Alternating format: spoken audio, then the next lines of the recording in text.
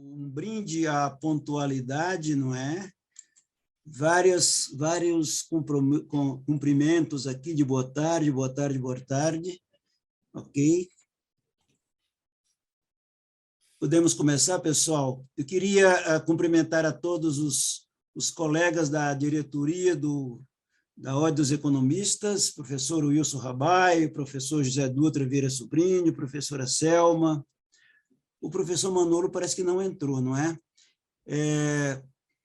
Cumprimentar a professora Maria Alejandra, que além de ser a nossa vice-presidente, também neste momento é a nossa professora, né? Professora Maria Alejandra.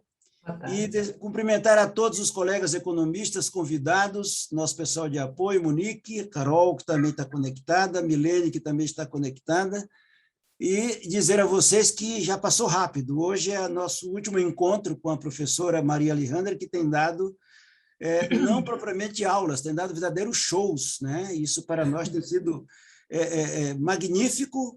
Acredito que todos temos aproveitado muito bem as aulas da professora Maria Alejandra. Professora, eu acredito que não há o que perder tempo, porque o mais importante aqui é a palavra da professora. Passaria, desde logo, o microfone e o controle da sala para a professora Maria Alejandra, pedindo só a todos que mantivessem seus microfones fechados para que o som e a imagem fique melhor possível da professora. Bom trabalho, professora. Muito obrigada, professora Almir, muito obrigada a todos pela presença nessa última aula, né? Passou rápido, de fato, né? Já discutimos um pouco o crescimento econômico no século XXI, né? A questão da economia das ideias e da sustentabilidade, passamos pela economia das plataformas e os impactos, né, na economia de empresas, particularmente na questão setorial do comércio eletrônico. Discutimos também, de uma forma descomplicada, né, a questão das moedas crípticas e dos desafios para a gestão dos bancos centrais. E hoje, né, nós vamos trabalhar a questão da complexidade econômica, né?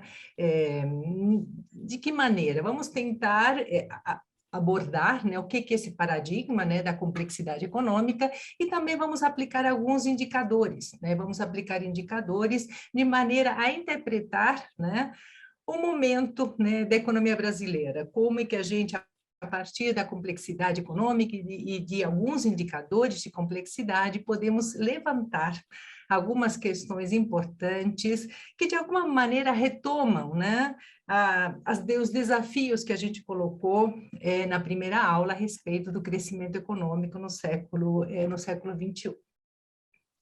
Então, de que maneira, a pergunta-chave, digamos assim, nessa aula é de que maneira a abordagem da complexidade pode ser utilizada pelo economista, né? Se fala muito, né, que, na verdade, temos que ter uma mudança, né, nas formas de conhecimento, né, de que aquela visão reducionista, focada nas relações causa e efeito, não serve mais para um mundo, né, complexo, né? Então, de que maneira, né, o economista pode se apropriar, né, desse paradigma e avançar no sentido de formular novas interpretações sobre a realidade econômica? O ano passado eu publiquei um livro sobre essa questão, né, sobre a questão da complexidade. Na verdade, o livro trabalhou não só a questão do paradigma, né, epistemológico das teorias do conhecimento, mas também o que nós vamos enfatizar hoje, índices, indicadores de complexidade empresarial e também alguns aspectos da política econômica, né? Como é que a política econômica ela se coloca diante, né, dessa complexidade, particularmente da complexidade empresarial. Então, a nossa proposta é de que, ao olhar o sistema econômico, ou ao olhar o sistema empresarial, nós pensemos em sistemas complexos, né? Os sistemas complexos são aqueles que têm muitas relações e interações entre seus componentes, de forma que o resultado do comportamento agregado desses componentes não é a soma, né? Não é a soma dos comportamentos individuais. Por isso que né, essa tradição, né, de somar comportamentos, considerar os comportamentos homogêneos, né, num determinado sistema econômico, ela está sendo colocada em xeque, né? Todos os consumidores não são iguais, todas as empresas não são iguais, nem os países. Então, como é que nós consideramos essas questões de heterogeneidade de comportamentos do ponto de vista do estudo do sistema econômico? Esse é uma pergunta importante para, né, o paradigma, digamos assim, da complexidade econômica. E uma outra, além da heterogeneidade, ou seja, considerar as diferenças, uma outra questão-chave é considerar as mudanças, né? A gente está, né, principalmente no século XXI, a gente está observando inúmeras mudanças. Então, um paradigma, digamos assim, de conhecimento sobre a realidade econômica, ela deve se debruçar sobre essas questões. Uma é a heterogeneidade, a segunda é a mudança, né? Nós procuramos, sim, a estabilidade econômica, mas nós não podemos negligenciar essa discussão das mudanças, né, na dinâmica do sistema. Então, no paradigma de complexidade que nós vamos propor aqui, existem padrões de comportamento, mas eles não são homogêneos, né?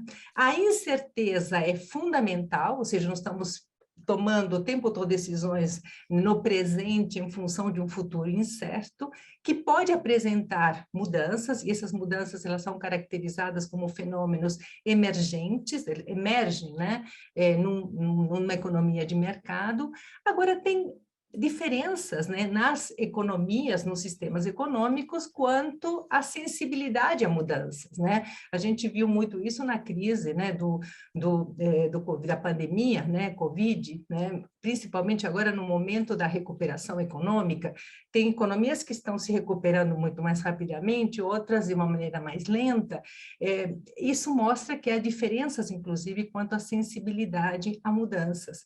Uma outra questão importante no paradigma da complexidade é que as mudanças são irreversíveis, ou seja, uma vez que se inicia um processo de mudança, novas questões, novas relações, novas interações têm que ser consideradas num processo evolutivo e de adaptação. Portanto, né, nós não temos uma trajetória determinada, né? Esse é o desafio do economista, né? Ao pensar desde os padrões de comportamento até os mecanismos evolutivos, pensar que as trajetórias, né, futuras, né, dos sistemas, elas podem ser múltiplas, podem ser variadas. Essas ideias, na verdade, elas foram trazidas, né, de alguma maneira por vários cientistas. Um deles, o Edgar Morin, né, ele fez 100 anos, né, em 2021, ele é muito respeitado por toda a sua tradição, digamos assim, epistemológica em relação ao pensamento complexo, né, ou seja, para pensar a realidade do século XXI, é necessário realmente aquele conjunto de questões, né, comportamentos, incerteza, mudança, adaptação, evolução, todas aquelas questões têm que fazer parte, né, do nosso pensamento econômico, se ele for um pensamento complexo. Uma outra referência muito importante para nós é o Hayek, né? Ele, na verdade, está sendo retomado hoje, ele escreveu, né, vários, né, trabalhos sobre a questão do conhecimento, dizendo que numa economia de mercado é importante a complexidade. Por que é importante a complexidade? Porque a economia de mercado, ela é descentralizada, né? As decisões são tomadas de maneira descentralizada e, por outro lado, existe incerteza, né? Existe incerteza e sempre surge um fato novo. Então, diante desse surgimento de fatos novos, o agente econômico ele tem que ter uma abertura, digamos assim, em relação aos sinais de mercado, né? Então, essa questão por isso que ele vai dizer a pretensão do conhecimento. A gente pretende que tenha um conhecimento certo, absoluto, mas, na verdade, a gente tem um conhecimento complexo que beira realmente momentos de incerteza, né? De incerteza. Uma outra referência importante para aqueles que se interessarem pelo assunto, né, da economia da complexidade, é o Instituto Santa Fé. O Instituto Santa Fé, o Instituto americano, particularmente os trabalhos do economista Brian Arthur, né? Eu gosto dessa frase quando ele diz: finalmente estamos nos desvencilhando do cogito cartesiano e da física de Newton, né?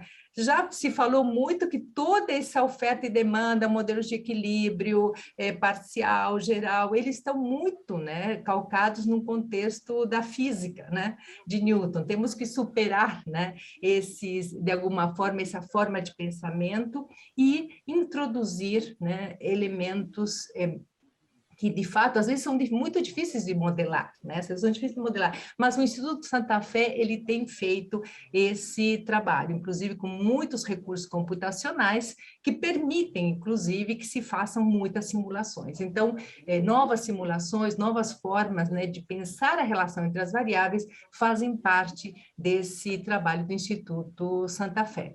Então, o que eu proponho aqui é a gente esquecer que existe previsibilidade absoluta, não existe uma trajetória determinada, não podemos reduzir os comportamentos a um único padrão, né, porque isso não existe, e as relações de causa e efeito, embora existam, elas não podem ser as únicas que são importantes para a gente pensar a realidade econômica.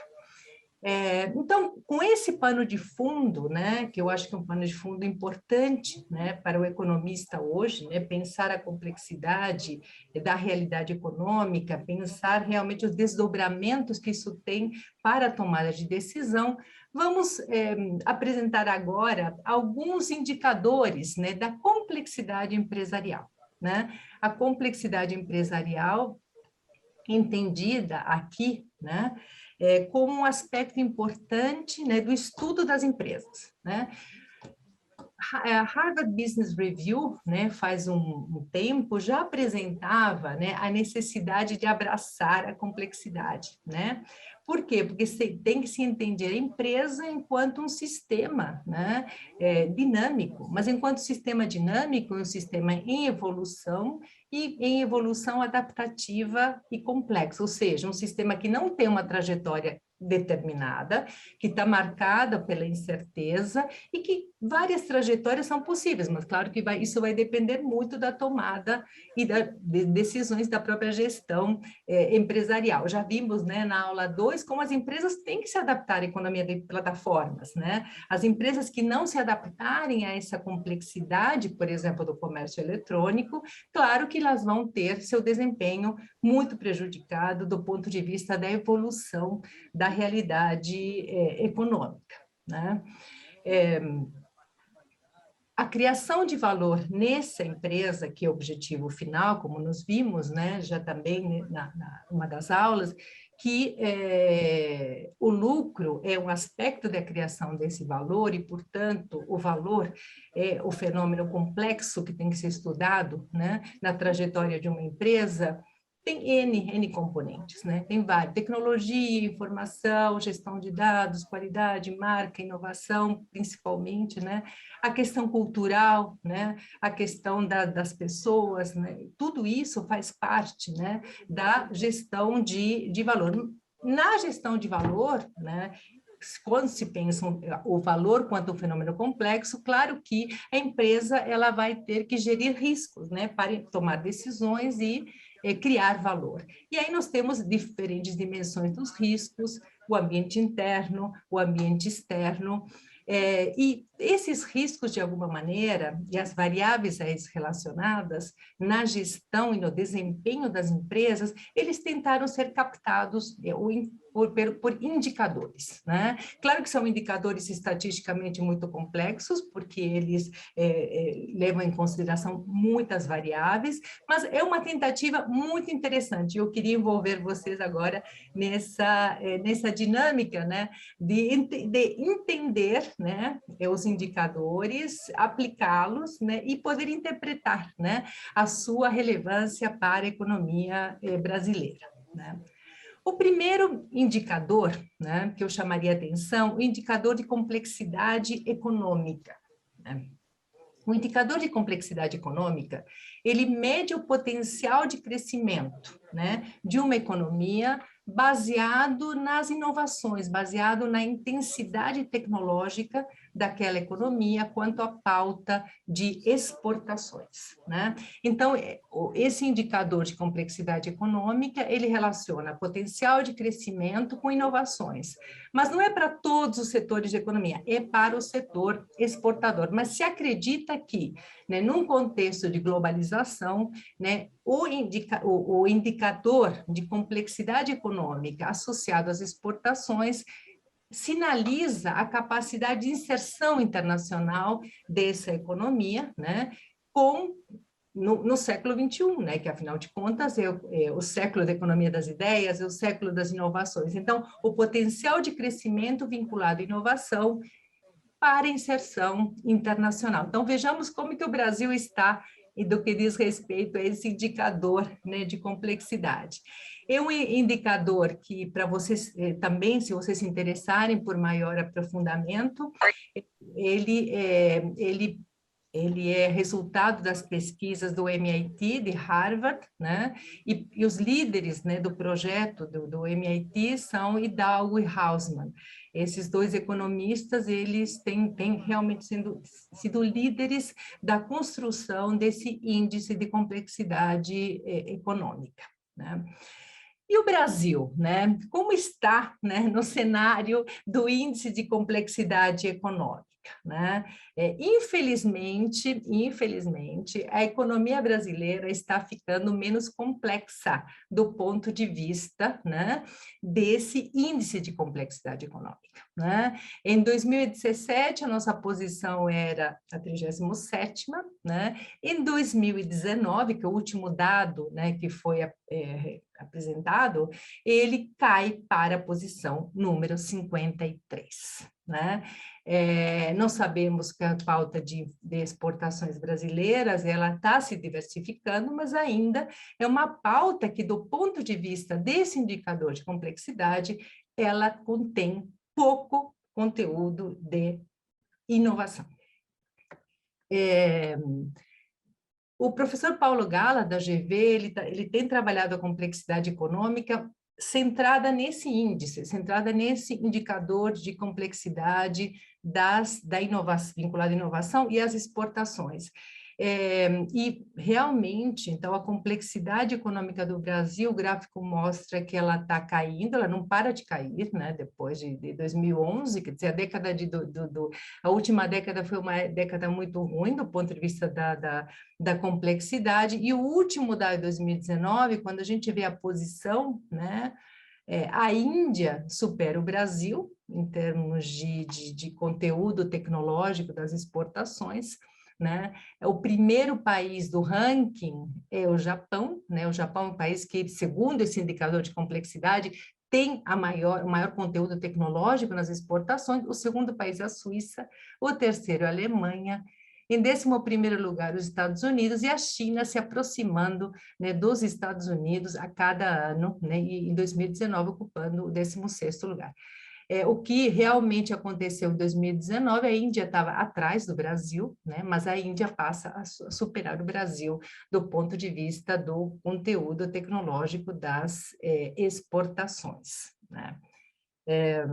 Esse é um dado, eu acho importante para a gente guardar, né, para depois fazer a interpretação geral.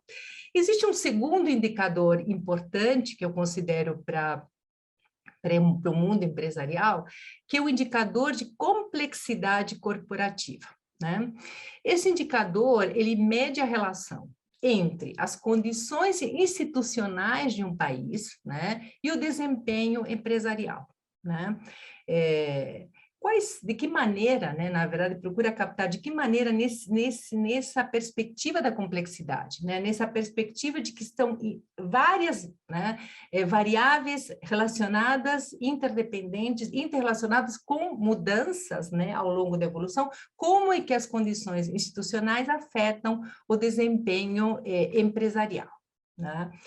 O índice global de complexidade corporativa, ele é elaborado por um grupo holandês, né, o TMF Group, né, e vai analisar a complexidade com destaque, né, para alguns aspectos: a regulamentação do país, as áreas contábil e fiscal, né? Como é que essas áreas contábeis e fiscais, elas afetam, né? Essa complexidade corporativa e a questão dos recursos humanos, né? Ou seja, é um indicador que procura vários aspectos, mas alguns deles têm um maior peso ponderado. No caso, é a regulamentação do país, a questão contábil e fiscal, né? E a gestão, né, de recursos humanos, né? Então, vejamos o Brasil no contexto do Índice Global de Complexidade Corporativa. Em 2019, o Brasil ocupava, né, essa lista aqui, né, é dos países, na verdade, o ranking global dos 10 países com índices mais elevados, né? O Brasil ocupava o segundo lugar, né, o segundo lugar do país com índice de complexidade mais elevado. Nesse caso, ter um índice mais elevado é ruim, né? Por quê? Porque, na verdade, quanto mais complexo, né, quanto mais complexo... Desculpem. Quanto mais complexo o índice, né, quanto maior o índice, mais complexo será, né, o processo relativo à regulamentação, à questão fiscal, à questão tributária e à questão de recursos humanos, o que prejudicaria o desempenho das empresas. Então, nesse caso, o Brasil, né, em 2019, ele ocupava o segundo lugar do pior índice, digamos assim, né? Em 2021, esse índice ele já saiu de 2021, o Brasil, o país com maior índice de complexidade corporativa, quer dizer que a nossa regulamentação, a nossa questão tributária e contábil e a nossa questão dos recursos humanos, hoje, ela está complicando, de fato, né, segundo esse indicador, a gestão das empresas e o desempenho das empresas, né? É bem interessante, porque todo o material de análise, se vocês quiserem procurar, é só entrar no site do TNF Group, e vocês procurarem o índice de complexidade corporativa, e vocês vão ver que o destaque é esse: Brasil é o país com maior complexidade corporativa, ou seja, recursos humanos, questão fiscal, questão contábil e regulamentação estão, sim, afetando o desempenho das empresas no Brasil. Por outro lado, né, os países com índice mais baixo, ou seja, os melhores países, né, digamos, do ponto de vista da regulamentação, questão fiscal, recursos humanos, são a Holanda, né? A Holanda é o melhor país em 2019, a Dinamarca era o terceiro país em 2019. Em 2021, a Dinamarca passou a ser o primeiro país, ou seja, o melhor lugar para fazer negócios. De outra maneira, a gente poderia analisar como interpretar esse índice global de governança, de complexidade corporativa. Qual país é o melhor país para fazer os negócios? Hoje, o Brasil é o pior país para fazer negócios do ponto de vista do índice de complexidade corporativa, enquanto que a Dinamarca é o melhor país para fazer. Então, eu acho bem interessante essa análise dos indicadores, porque nos tira um pouco de algumas discussões para as quais a gente está acostumado, nos coloca numa dimensão internacional e nos faz pensar realmente nessas inter-relações, encadeamentos e comparações internacionais que são importantes para a tomada de decisão. Então, fazer negócios no Brasil, seja da ótica da complexidade econômica, seja da ótica da complexidade corporativa, está apresentando problemas. Da ótica da complexidade econômica, nós estamos caindo em termos de inovação e exportações. Do ponto de vista da complexidade corporativa, nós temos problemas na regulamentação, questões contábeis, questões fiscais e questões associadas aos recursos humanos. Então, né, quando a gente pensa a complexidade corporativa, por esse indicador, grande parte da complexidade corporativa no Brasil se deve à estrutura tributária, a legislação trabalhista e relações sindicais, a dinâmica política, né, da governança, federal, estadual e municipal. E as reformas anunciadas e não implementadas. Essa questão das reformas anunciadas e não implementadas foi o fato que levou o Brasil para ser o primeiro, né, na lista, né, das piores economias para fazer negócios, segundo esse indicador da complexidade corporativa.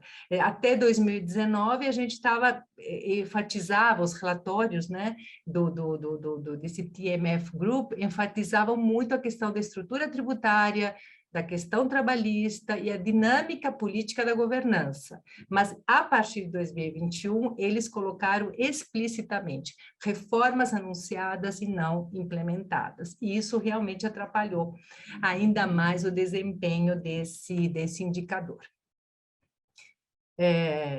Passemos para o terceiro, né, terceiro indicador. Existe um outro indicador, né, de complexidade de compliance, né?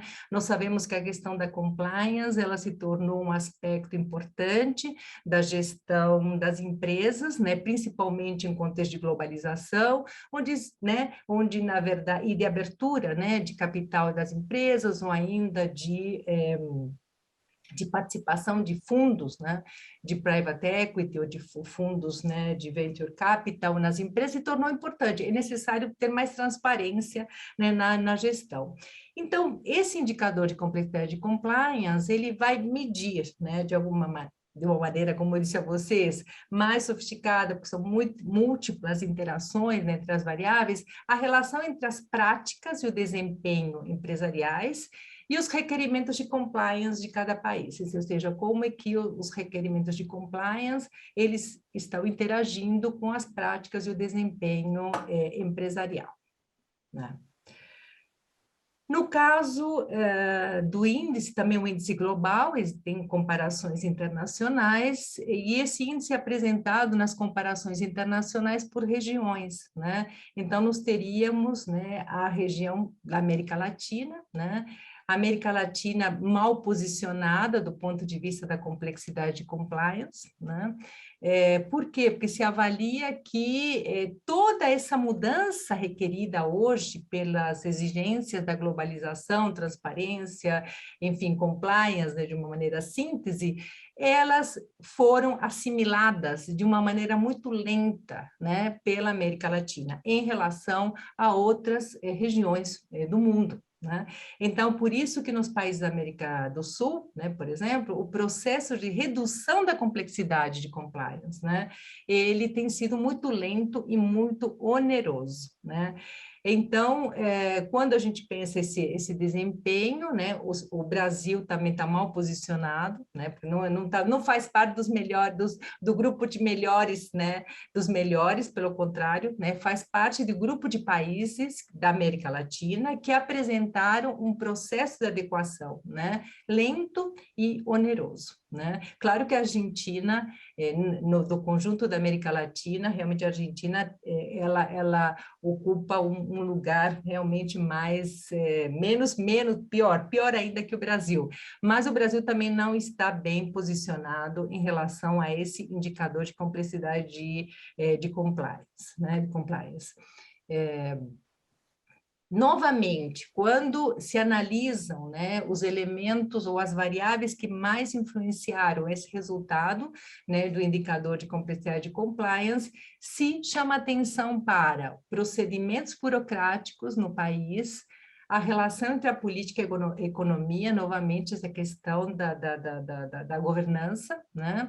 As exigências fiscais e as relações trabalhistas. Então, a compliance em relação a essas questões, elas têm realmente feito com que esse grupo, porque veja bem, o indicador, né? Esse indicador elaborado pelo TMF Group apresentasse esse resultado.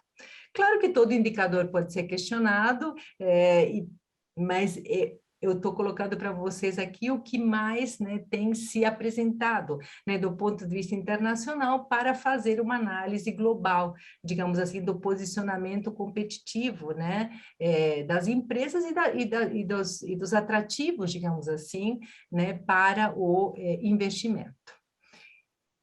Existe um último indicador que eu gostaria de ressaltar aqui para vocês, que é o indicador de complexidade da cultura empresarial, né? Novamente, então, é um indicador que relaciona várias variáveis, como nós vamos ver, e ele procura, né, analisar de que modo a dimensão cultural afeta o desempenho empresarial. Né? Eu acho que é uma questão extremamente importante hoje, né, é colocar a cultura, né, do país na dinâmica empresarial, né? E isso tem, inclusive, como nós vamos ver, também chamado a atenção cada vez mais para formulações novas, né, de política econômica do ponto de vista da complexidade. Ou seja, existem questões de tecnologia, existem questões regulatórias, de compliance, mas existem também dimensões culturais que têm que ser consideradas.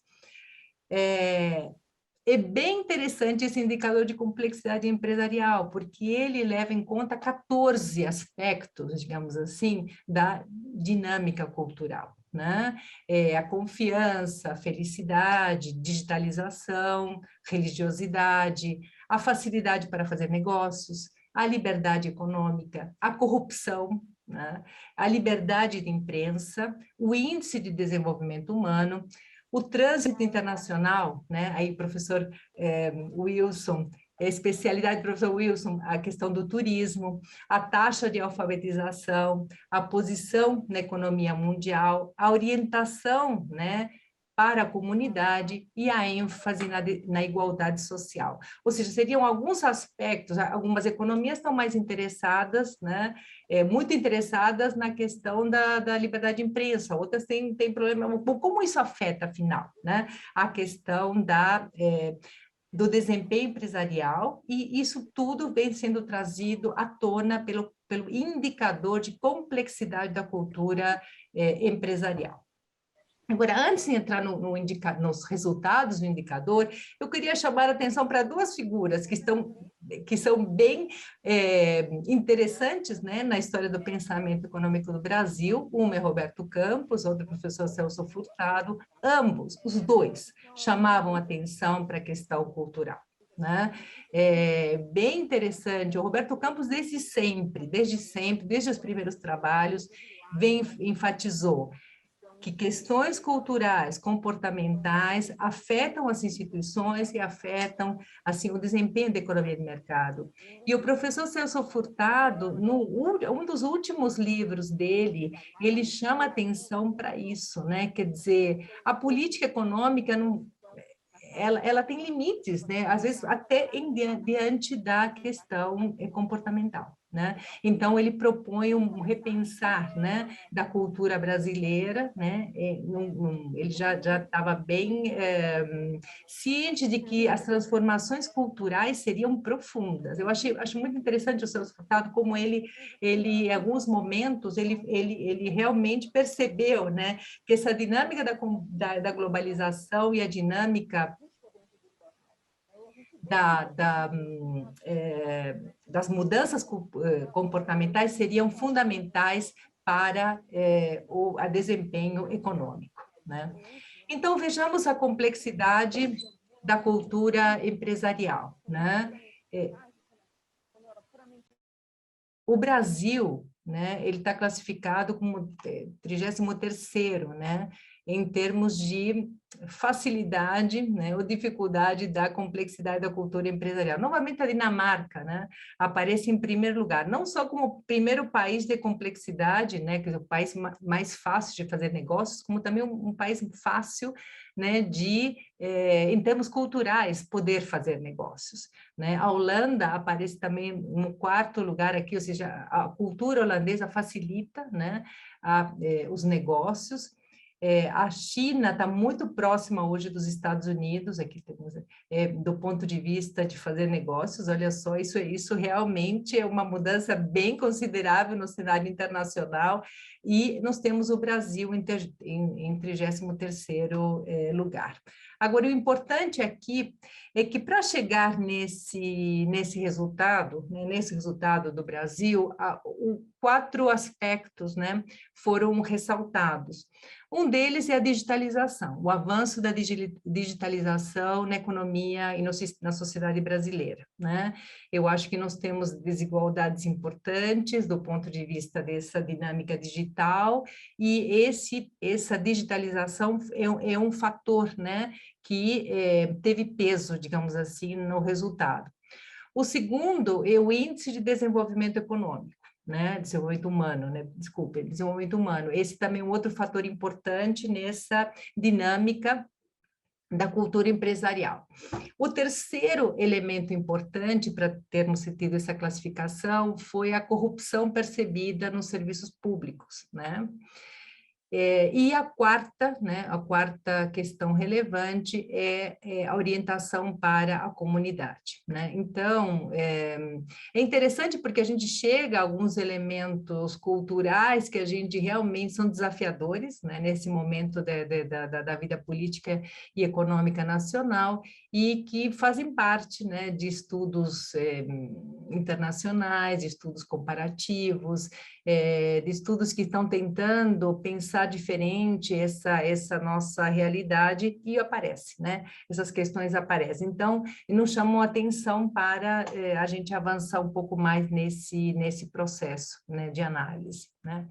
Então, quando eu apresentei os indicadores, assim, quando a gente for usar esses indicadores, né, no sentido de interpretação, né, eu acho que são de extrema valia numa análise de cenários. Né? Seja do ponto de vista do contexto global, situando o Brasil no mundo, né? Seja do ponto de vista do contexto competitivo, quer dizer, há diferenças culturais, há diferenças de compliance, há diferenças, né, de complexidade corporativa que devem ser consideradas, e do ponto de vista, ajudam, inclusive, a gente fazer a interface, né, do contexto macroeconômico com o contexto microeconômico. Né? Porque quando a gente considera, né, os dados macro, né, aliados, digamos assim, a indicadores, né, mais do ponto de vista micro, seja da complexidade empresarial, ou seja ou ainda, se a gente conseguir associar a complexidade econômica com complexidade empresarial, complexidade corporativa, ou ainda a complexidade da cultura, isso nos dá assim, um cenário muito mais rico, né? Muito mais rico, no meu entender, para a gente avançar, né, numa análise econômica, né? Ou seja, a análise econômica, ela tem que ser global, né? É uma análise econômica que tem que ser macro, tem que ser micro, mas ela tem que introduzir cada vez mais elementos culturais. Agora, se a gente for fazer esse esforço de interpretação, claro que eu não vou poder aqui abrir topo, o ideal seria a gente poder abrir um por um, né, abrir e avançar, apresentar dados, mas à primeira vista, nós podemos dizer quais são os desafios para fazer negócios no Brasil. Baixa inovação sistêmica, urgência das reformas econômicas, aspectos culturais desafiadores, incertezas quanto à sustentabilidade política, econômica e social, ou seja, isso está fazendo com que se revela, né, de alguma maneira, nos indicadores e nos obriga, né, queremos melhorar o ambiente de negócios no Brasil? Vamos ter que, queremos melhorar o contexto macro, sem melhorar o ambiente de negócios, realmente também, né, fica complicado. Nós vamos ter que trabalhar de maneira complexa, sistêmica, e pensar, né, nessas questões para melhorar, né, o ambiente de negócios.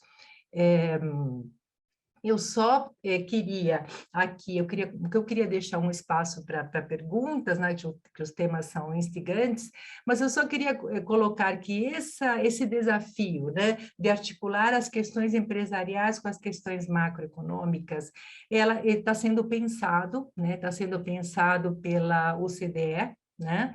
Principalmente depois da crise de 2008, né? A crise de 2008 é como se ela tivesse trazido, né, para, né, esse organismo multilateral um alerta, né, de que era necessário repensar as questões econômicas de uma maneira nova, né, de uma maneira nova, e o próprio CDE começou a conceituar os problemas econômicos como problemas complexos, problemas de política econômica como problemas complexos.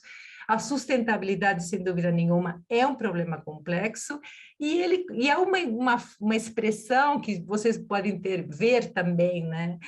Se vocês entrarem no site da OCDE, que são os problemas WICT na política econômica, ou seja, são problemas, até meio forte a palavra, mas eles usam dessa maneira, problemas perversos, ou seja, são problemas difíceis, não temos soluções assim fáceis hoje para pensar todo o conjunto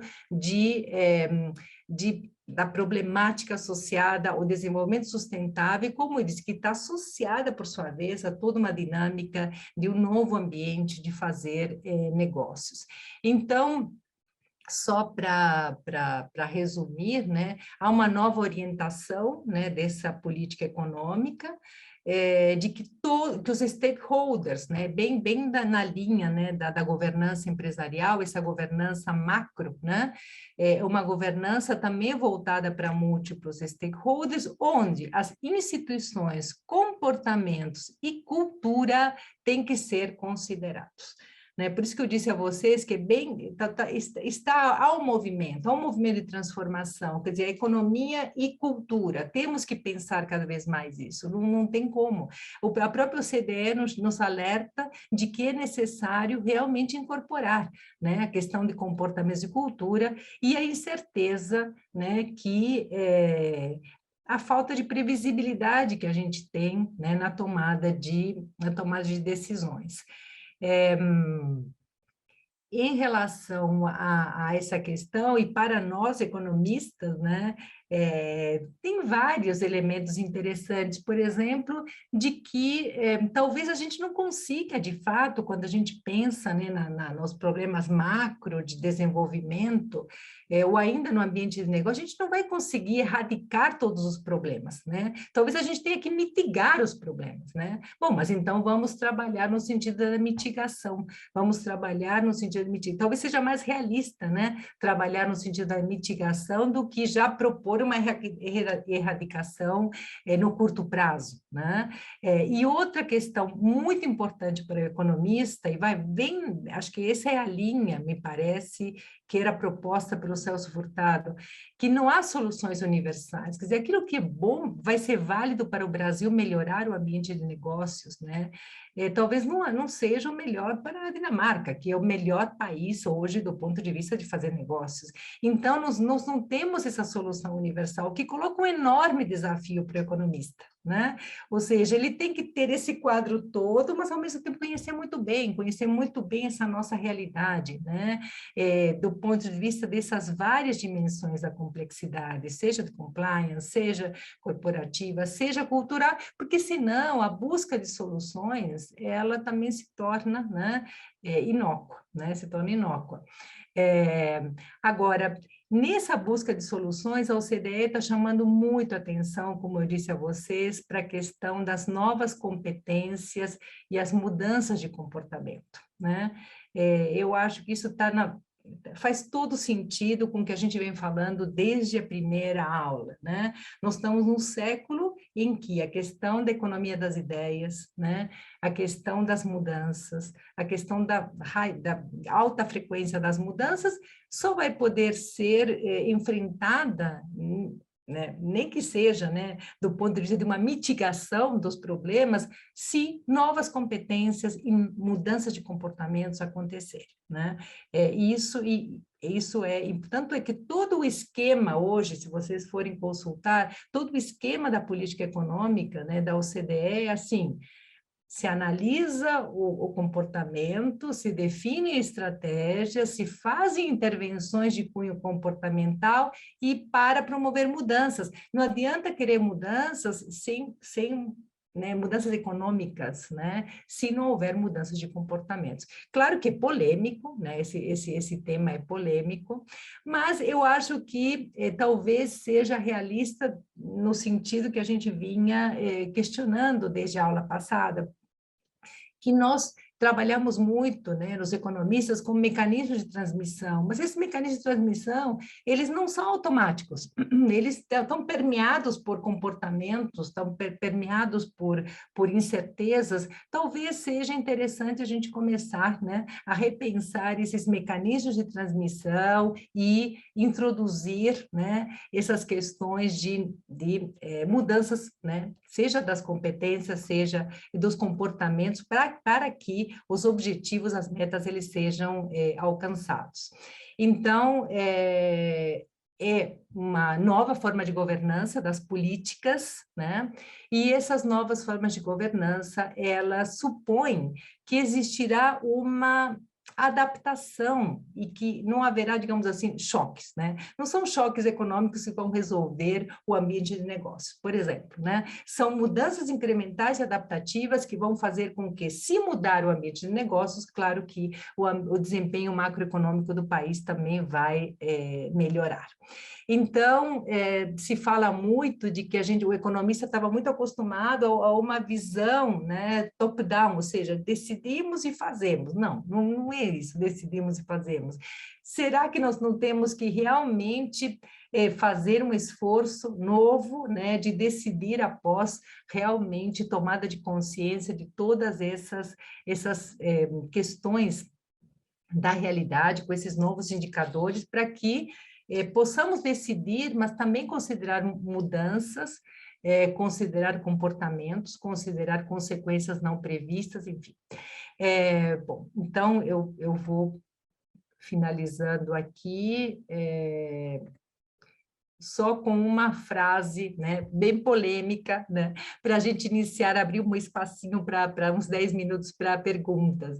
Eu gosto dessa frase do Kissinger, porque a complexidade inibe a flexibilidade, a tomada de decisões não pode ser adiada. Me parece que é um pouco isso, né? Quer dizer, ou seja, a complexidade ela não pode nos paralisar. É fato, né? Existe, apenas um paradigma para a gente pensar o conjunto e pensar de uma maneira nova, porque realmente o século exige, né, muitas transformações e novas formas de intervenção, mas nós perdemos flexibilidade diante da complexidade, porque ao decidir mudar isso, também mudamos muitas inter-relações, enfim, então nós não podemos adiar o processo de tomar decisões, né? Mas decisões pensadas, digamos assim, de uma forma, como eu disse a vocês, incremental, adaptativa, de maneira que a própria evolução vai nos remetendo, né, para novas exigências, novos requerimentos de mudanças,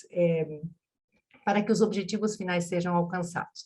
Então, eu vou finalizar aqui, pedir para Monique finalizar aqui a exibição. Obrigada, Monique, né, por toda a ajuda nessas últimas aulas.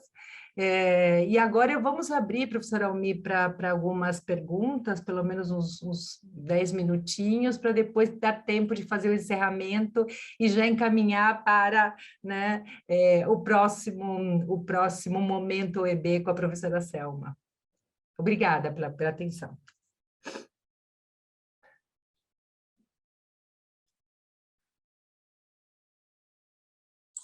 Parabéns, professora Maria Alejandra. Parabéns. Obrigada. Creio que é o sentimento de todos os que assistiram às suas brilhantes aulas nesses últimos dias. Parabéns. Excelente, presidente. Excelente, presidente Manolo. Posso prosseguir, Manolo? Não? Claro. Maravilha. Então, há espaço para algumas poucas perguntas. Só pediríamos que vocês levantassem a mão para que nós possamos privilegiar aqueles que tiverem, em primeiro lugar, pedido a palavra. Só pedimos que sejam bem objetivos, porque assim, quem sabe, teremos condição de fazer pelo menos umas 4 ou 5 perguntas. Por enquanto, não tem ninguém com a mão levantada, ainda estamos aguardando alguém que queira fazer alguma pergunta, não é? Para a professora, a quem cumprimentamos efusivamente. Professora, excelente apresentação, excelente aula. o professor Elias Sfir. Elias, como vamos? Prazer grande, Elias. Tudo Elias, bem? Prazer, Elias, por favor. Boa tarde a todos, parabéns aí, professora, pela aula. Eu queria só ter uma pergunta, você tem se falado muito de ESG, né? Como é que o ESG entra nessa complexidade toda, né? É uma complexidade a mais, né? É uma demanda sistêmica agora da economia. Qual a visão da professora? Obrigada, Elias, pela sua pergunta. Na verdade, o indicador, o ESG está presente nos indicadores, mas não de uma forma explícita, não de uma forma explícita. Ele tem aspectos do ESG tanto na complexidade de compliance, né, quanto de cultura empresarial. Né? Principalmente quando a questão de cultura empresarial, com certeza, a questão do índice, né, de desenvolvimento humano, a questão da orientação para a comunidade, isso com certeza chama atenção para... Agora, no índice de complexidade de compliance, além dos aspectos fiscais, tributários, tem alguns aspectos vinculados a essa dinâmica, né, de compliance atrelada ao ESG. Mas não existe, que eu conheça, um indicador de complexidade do ESG, o que poderia ser criado, né? Poderia ser criado para saber até que ponto, né, os desafios, né, da sua implementação do ponto de vista global. Não tem ainda um indicador de complexidade de ESG. Nós podemos ter elementos de complexidade, principalmente da questão econômica e social, né, da econômica e social. Agora, você chamou uma atenção muito interessante, porque, de fato, esses indicadores, eles ainda não consideram a questão ambiental de uma maneira explícita, de uma ecológica, né, digamos assim, de uma maneira explícita, ainda não. Então, realmente, acho que é uma sugestão, né, para a gente avançar, né, um indicador, né, de complexidade de ESG. Quem sabe, né, a gente possa lançar aqui esse indicador, mas não tem. Verdade. Não tem. Esse aspecto do ambiental, eu diria o seguinte, que nós temos mais o econômico e o social. E o social também não é em todos, o social é mais no cultura empresarial e no compliance. Porque, no fundo, hoje nós temos um capital natural, que não faz parte da equação econômica, tá certo? Essa equação, as pessoas usam os recursos naturais, sem depreciação, sem nada, né? Então, falta um tripé dos recursos econômicos, né? Está cada vez mais se colocando, né, esse capital natural, né, na equação e na modelagem. Aí. Obrigado pela resposta, professor. Nossa, muito obrigada. Eu acho achei muito interessante. Você vê até a dificuldade, né? Como é que a gente vai avançando, né, nessa complexidade, inclusive da relação da economia, natureza, cultura, mas de alguma forma foi mais privilegiada a relação economia-cultura e menos economia-natureza. Muito bem observado. Obrigada. Excelente. Lembrando que o nobre Elias Sfir foi um dos nossos grandes expoentes de economia em debate. Muito obrigado, Elias, pela sua presença aqui conosco. O professor José Roberto Ferreira Savoia, nosso colega da FEA USP. Professor Savoia, o senhor está com a palavra. Opa, boa tarde a todos. Parabéns, professora, pela excelente palestra. Né? A minha questão está um pouco relacionada a essa padronização. Porque você veja, se nós discutirmos assim o que são hoje as grandes preocupações dentro da OCDE, elas estão muito mais voltadas para a igualdade de gênero, estão muito mais voltadas para questões eminentemente de participação de grupos minoritários. Né? Esse ponto, ele até supera um pouco a orientação em torno do ESG, que é uma orientação muito norte-americana, enfim. E aí a gente olha para o Brasil está muito distante de tudo isso. Né? Então, as empresas, às vezes, me dão a sensação de que elas estão sendo atropeladas aí por terem que fazer tudo ao mesmo tempo. Né? Eu diria assim, como é que você recomendaria alguém que está numa empresa como convergir, né, para esses objetivos, né, com tantas agendas diferentes? Né? Nossa, excelente. Muito obrigada, professor José Roberto. Muito obrigada pela pergunta. É um desafio pensar nessa compatibilização de agendas, né, internacionais, inclusive, mas eu acho que existe, você tem toda a razão, a OCDE está, principalmente após a crise de 2008, né, com toda essa vulnerabilidade social, ela repensou a agenda de política. Ó, nós vamos ter que repensar, porque só considerar as macropolíticas não são suficientes, é necessário realmente pensar esse cenário, digamos assim, mais micro das políticas, né? Então, com essa ideia de ser bottom-up, né? Mas, de alguma forma, eu acho que nós poderíamos articular essa agenda da OCDE com a agenda da ECG, né? Como eu disse, quer dizer, os aspectos sociais, né, micro, não são dissociados que a empresa enfrenta, não são dissociados desse contexto mais macro social. O que, novamente, então, não tem nos indicadores essa relação, né, explícita, não tem. Mas eu acho que seria interessante, e não vejo, você tem razão, são duas agendas que têm denominações diferentes, mas eu acredito que elas envolvem a mesma questão de fundo, né? Tanto a ECG também exige uma mudança de comportamento muito significativa na governança, né? E essas políticas propostas pela OCDE exigem uma mudança de comportamento, tanto que a ênfase é comportamento. A ênfase, inclusive, se vocês tiverem a oportunidade de ler os relatórios da OCDE, eles chamam, olha, na verdade, para fazer política econômica hoje, nós teríamos que criar unidades de comportamento, né? Unidade de comportamento. As unidades de política econômica deveriam se chamar unidade de comportamento, onde as questões, né, comportamentais, as capacitações para mudança sejam implementadas e pensadas e implementadas. Mas, e aí eu vejo que a questão do ECG tem esse mesmo desafio, entendeu?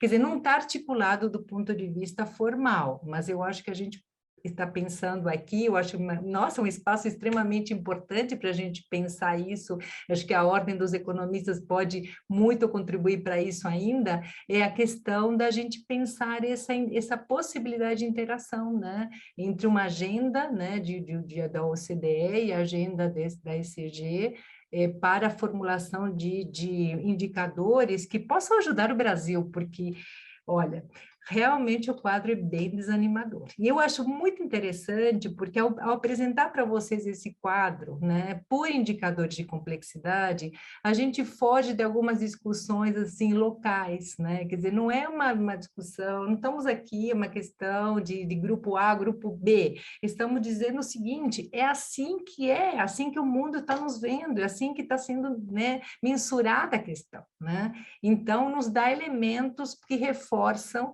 né, a tomada de decisões. Eu achei bem interessante esse caminho, porque senão a gente fica muito numa coisa local, de políticas locais, e nos perdemos, né? Podemos nos perder e criar desafetos desnecessariamente, né? Criar desafetos desnecessariamente. Mas muito obrigada, professor José Roberto, pela questão. Muito obrigado pela resposta.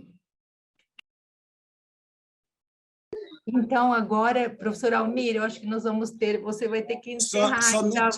Somente mais uma pergunta, professora. Tem um colega que está com a mão levantada há algum tempo, o professor Paulo Roberto Guedes. Uhum. Eu diria só que fosse bastante objetivo, professor Paulo Guedes, mas... E aí depois legal, nós vamos lá. Boa tarde a todos, obrigado pela oportunidade, parabéns, professora Maria Alejandra. Rapidamente, é que eu vejo que os indicadores são muito ligados aos ambientes, aos aspectos externos da empresa. É a burocracia do governo, é a carga tributária, é o IDH e tal. Nós vamos começar a comparar também índices que avaliam a competência empresarial brasileira. Porque nossos empresários, nossos executivos erram demais também. São poucos capazes, e muitas vezes fazem projeções erradas, têm estudos e diagnósticos incorretos, né? E também são loucos para buscar um refis né? Ficam sonegando. Aliás, a própria corrupção que é citada aí fala como corrupção governamental. A gente sabe que a corrupção tem os dois caminhos, né? O empresário também é corrupto. Também. Então, eu acho que precisa medir isso também, porque senão fica tudo através de política econômica. O governo é o grande... Eu não sou do governo, hein? Mas o governo é o grande errado por tudo. A nossa competência empresarial precisa ser questionada ultimamente. Não, obrigada, Paulo, pela sua observação. Eu acho que, de alguma maneira, está contemplado. De alguma maneira, está contemplado na questão, por exemplo, o índice de complexidade econômica, a questão da inovação. O índice de compliance, claro que, como disse, alguns aspectos são ressaltados, mas tem questões internas da empresa que são... Mas eu concordo com você no seguinte sentido. Se a gente está dizendo que o comportamento é relevante, a gente deveria ter um indicador de complexidade do comportamento empresarial, né? Temos a complexidade empresarial, complexidade de compliance, complexidade de cultura e complexidade, ou seja, aqui já surgiram dois. Concordo com você, a questão da gestão empresarial também tem comportamentos que está muito atrelada à questão que o professor José Roberto também colocou, quer dizer, nós também, se não tomarmos, não avançarmos, a gente vai ficar cada vez mais longe dessa agenda ESG e vai ficar cada vez mais difícil adequar comportamentos num ambiente globalizado. Então, eu acho que talvez o indicador, em vez de ser um indicador ESG, um indicador de complexidade de comportamento empresarial, que eu pudesse medir até que ponto nossas práticas empresariais, elas nos dificultam esse movimento em relação a uma agenda ESG, ou uma agenda da OSDE, por exemplo, né? Obrigada. Obrigado. Maravilha, professora. Se ficássemos aqui até às 5 da tarde, seguramente teríamos munição bastante. Excelente, professor Paulo Guedes. Pessoal, você tem algumas observações que eu quero lhes pedir para atentarmos e depois passaria a palavra para o professor Manolo para o encerramento. A primeira observação é que esses materiais da professora Maria Alejandra, esse material está todo disponibilizado, quer dizer, a palestra está disponibilizada no YouTube e os materiais também serão disponibilizados. Já foi combinado desde a primeira apresentação da primeira aula da professora. É importante lembrar que esse Momento OIB se insere em um conjunto de atividades que, bem rapidamente, eu queria colocá-los a par, lembrando desse nosso... Deixa eu fazer só aqui um compartilhamento muito rápido, que eu acho importante que todos vocês acompanhem o que nós... Eu não sei se está compartilhando a tela, está? Está sim, professor. Está sim, está sim. Eu quero que vocês observem que nós começamos com o professor Dutra, com métodos quantitativos, onde trouxe aqui uma matemática financeira descomplicada e altamente aplicável ao nosso mundo corporativo, nesse conjunto que nós estamos chamando de trilhas de conhecimento. Estamos terminando Economia e Cenários com a professora Maria Alejandra, que foram aulas brilhantes e muito proveitosas para todos nós no nosso mundo acadêmico e no nosso mundo corporativo também. O próximo passo será com a professora Selma, Finanças Corporativas, que nós começaremos essa atividade no dia 14 de setembro. E aí também, nesse mesmo modo, a cada 15 dias, estaremos começando com a professora Selma. Portanto, preparemos para novos shows que virão por aí afora, tá bem? Um detalhe importante, antes de dar por encerrado e passar a palavra para a minha parte da palavra para o professor Manolo, é lembrar que todos aqueles colegas economistas e outros também que se encaixem na possibilidade de se associarem à nossa ordem, aproveitem, porque, neste momento, esses eventos são uma demonstração de revitalização da nossa nobre ordem dos economistas do Brasil.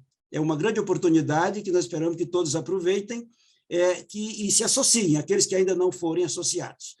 Professor Manolo, quero agradecer, portanto, a todos vocês que compareceram, a FIA, professora Maria Alejandra, que magnífica aula, magníficas aulas, e passar a palavra para o nosso nobre presidente, professor Manolo. Professor Manolo, o senhor está com a palavra para encerramentos. Bom, é mais para encerramento mesmo. Parabenizar a professora Maria Alejandra, desejar sucesso também para a professora Selma, assim como já ocorreu com o professor Dutra. Olhando as fotos aqui, revejo, né, grandes amigos, né, o Leonel, o professor Savoia, e outros tantos aqui, né, que me dão o prazer, pelo menos nesses momentos de pandemia, né, de estarmos juntos, mesmo que seja através dessa plataforma Zoom.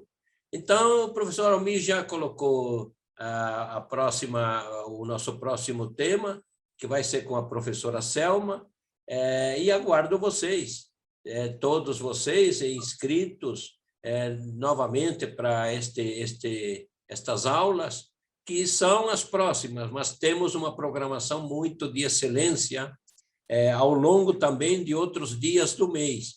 Por exemplo, agora na primeira sexta-feira do mês de setembro, teremos como palestrantes na nossa webinar, de um lado, o Megali, que é economista-chefe da XP Investimentos, o Caio Megali, né? Um grande economista, reconhecido economista, e também o diretor de normas técnicas do Banco Central do Brasil, o Otávio Damaso.